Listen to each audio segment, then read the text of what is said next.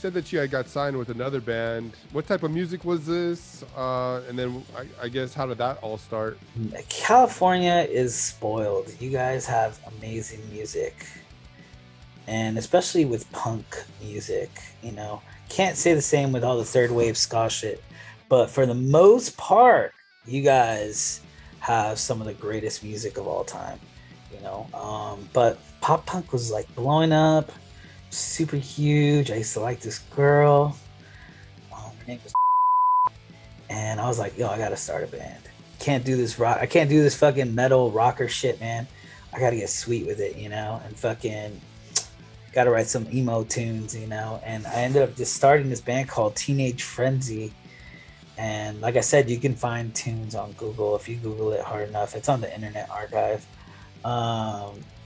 Yeah, and then like we had this band called Teenage Frenzy, and I started it with my friend Alex, and my friend Dre, and then Dre was always in trouble, so he couldn't go out and rehearse. And then Alex, I think his father had just passed away, so my band dream just completely fucking fell apart really quick. But I ended up using this other dude named Edward Prado, who was like he's my childhood buddy. We've known each other since elementary, but weren't friends until like high school. And basically, he was like, "Yo, I'll play bass," So I switched from bass to guitar, and then we found my friend Horacio to play drums. And man, we were doing shit like Lagwagon, like super fast as fuck, and super emotional. I fucking love you, like type shit. And it was dope in my head, you know what I'm saying? And the songs were super fucking cool. So yeah, man, it was like, obviously I never got the girl, being in a world where like fat people are fucking shamed upon, and like, oh God, like we all have to have the same fucking bodies. Of course, as a little punk duder, did not get the girl, it's all good. I saw her recently. She's got like 3 kids and a bunch of acne. It's all good. But yeah, man, that was my thing, man. Like obviously I started playing punk music, and then it started taking off, man. I started playing house parties, and my demo got to the drummer of Aerosmith, and he's the one who helped me get a deal. And then my manager, the drummer, Horacio had went to the Navy, so we replaced him with this dude named Patrick Knowles, the white passing Bahamian man, and basically his dad is the one that got us the kind of this development deal that didn't work out at all. And then once that had happened, I was super unhappy. I was like basically homeless, living with my manager, living in my van. I wasn't at home. My mom gave me the ultimatum to do music or work, and I was like, well, why can't I do both? She's like, not in my house. And I was like, okay, well, I'm out, So I pieced the fuck out at 16 years old. And so I was like focused on playing music and doing gigs and shit. And other people were in high school and shit. And I was not learning. I was just learning life's hard knocks, as they say. And basically, yeah, that was the deal. And then I got the deal when I was like 18, and then I owed a bunch of money by the time I was like 21, and no record and just a bunch of whack ass demos that I put out myself, But I think that's my high school experience right there. Fuck. Wow. Yeah, man, harsh times in the Jason Joshua world. But harsh but good times, man. But I feel like, these are some crazy times, right? But I feel like this is like a major like teeth cut right here. Like you started the band, you figured that out. You figured that you can actually make some money doing this, right? Yeah. You've already kind of been living alone on the streets, kind of on your own. So yeah. I think this is a big one.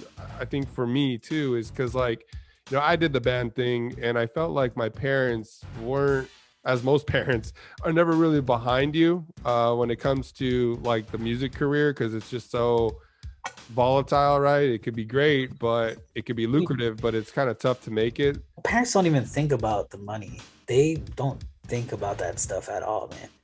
they don't think about you not making money and you can be successful. They don't think about your talent. What they think about is you in the streets, you with drugs, you with alcohol. They think about all the crazy things like Jimi Hendrix, you know, like people like they think about that shit. And that's what my mom thought about, you know. My mom wasn't necessarily like you know, I get it. Was it right to like give your kid an ultimatum and be like school or work or get the fuck out? Like, you know, no, it's not good. You should never do that to your kid because your kid is still learning and he's still a kid. But at the end of the day, like, you know, she gave me the liberty to learn things by myself and learn things about myself the hard way.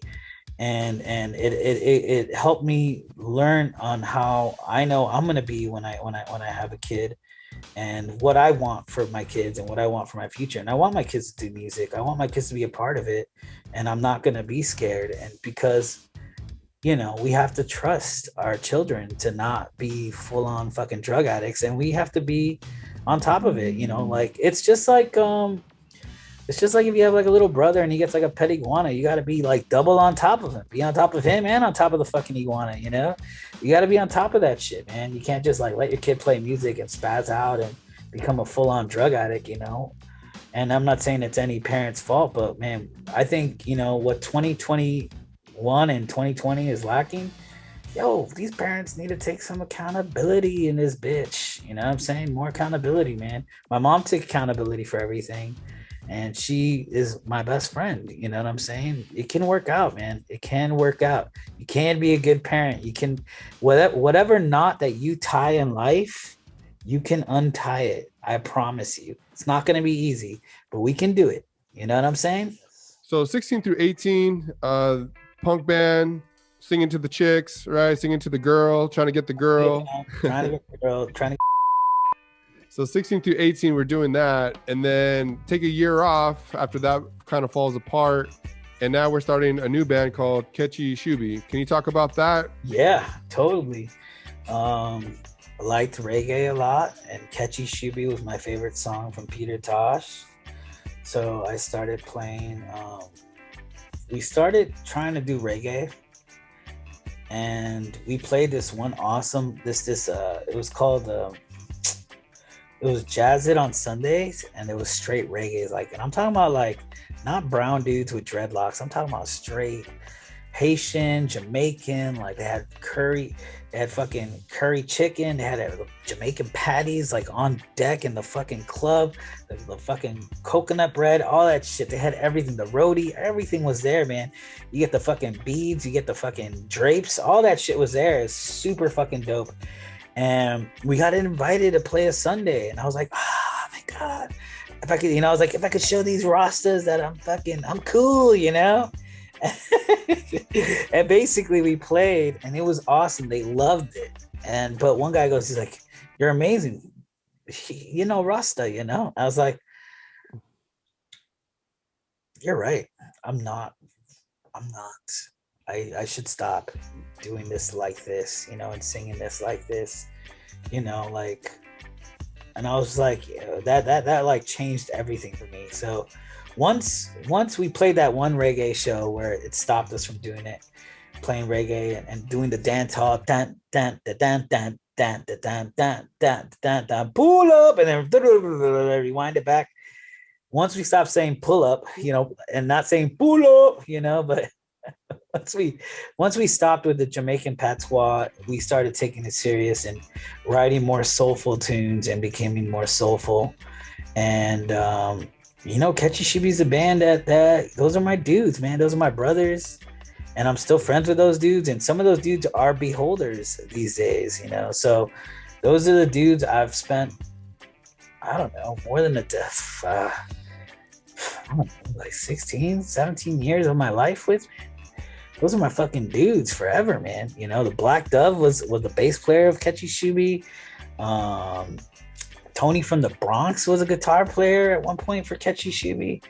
A lot of dudes, man. A lot of talent, man. You know, those are the dudes, man. Those are the dudes that I toured the whole world with and made $0.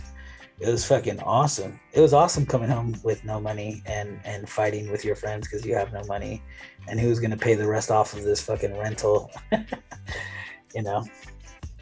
But that's Ketchy Shuby, man. Those are my dudes, man. I learned everything from that band, you know. And in that group, what was your position there? So in the beginning, when I was doing the reggae stuff, I played bass. I loved playing bass. And then I moved from bass to guitar because we found a black dude that wanted to play with us, Mac. So I was like, dude, now we're super fucking reggae. And it's not true, because just because you get a black person doesn't mean that you're in a reggae band. It takes a lot more culture and a lot more finesse and a lot more foundation to even consider yourself such a high quality of music, you know.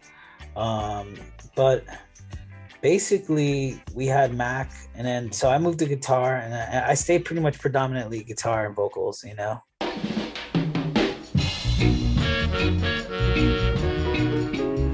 Basically the band, we got on that last tour. Now I don't remember the last tour, I just knew that it was all shit. We played Oakland, we drove from fucking California, we went all the way to Oakland, we went back to Austin, and I think it was the last South by Southwest 2014 or 15. And the last people we opened was at Holy Mountain again, and we played with we opened for Lenny Kravitz's daughter and Twin Shadow, who were both dating at the time, and we didn't know who the fuck they were until after the gig, you know. And people were like, "Oh, you're playing for a big deal." I was like, "Oh, cool, man. Most stuff is not a big deal, I guess, but it's all good." You know. But yeah, we did that gig. We were super defeated. Rob was in the middle of going through a divorce. He just got he realized that him and his girl were gonna get divorced on tour, so he was miserable. So he ends up quitting the band, and then Chip, who's his best friend, and we all lived together at the time, decides to fucking quit too. So that made living together a fucking nightmare. So I moved out and moved to Miami to clear my head and to get away from the band. I started working on these songs. I started to focus on my life a little bit more, and you know, I partied a lot because I was obviously mourning and shit. I had no dad. My fucking life sucked. I had no guidance from my family. You know what I'm saying? So I partied for I don't know, a couple months and shit. And then I got tired of it. I dated a girl who was fucking secretly fucking married, you know, and I had no idea. I dated a girl who was fucking secretly fucking married, you know, and I had no idea.